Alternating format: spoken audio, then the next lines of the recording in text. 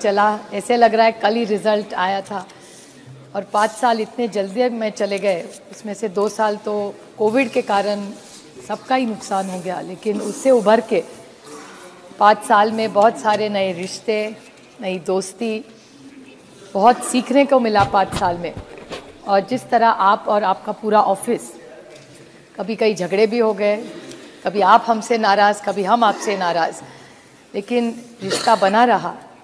और मैं मेघवाल जी, प्रहलाद जोशी जी और स्पीकर साहब के पूरी टीम बहुत बहुत आभारी हूँ कि थोड़ी सी नोक झोंक, थोड़ा हंसी मजाक, इसमें 5 साल बहुत सबके अच्छे निकल गए।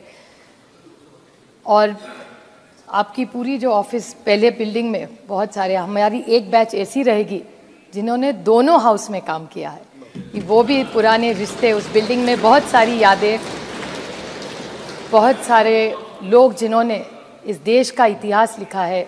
ये देश 70 साल में जैसे खड़ा हुआ, उसमें सबकी मेहनत उस बिल्डिंग में रही थी।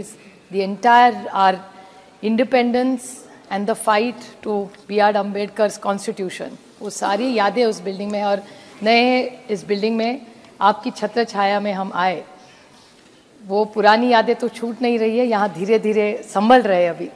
लेकिन आप सबका मैं तहे दिल से आभारी हूँ कि आप सब ने हम सबको साथ दिया। और कहते कहते जिस निर्वाचन क्षेत्र से मैं आती हूँ, बारामती लोकसभा के सारे लोगों को मैं बहुत आभारी हूँ।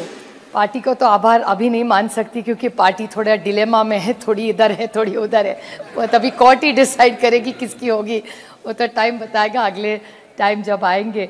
लेकिन आप सबका साथ, प्यार, ऐसा ही हम दूसरे के लिए प्यार रहे।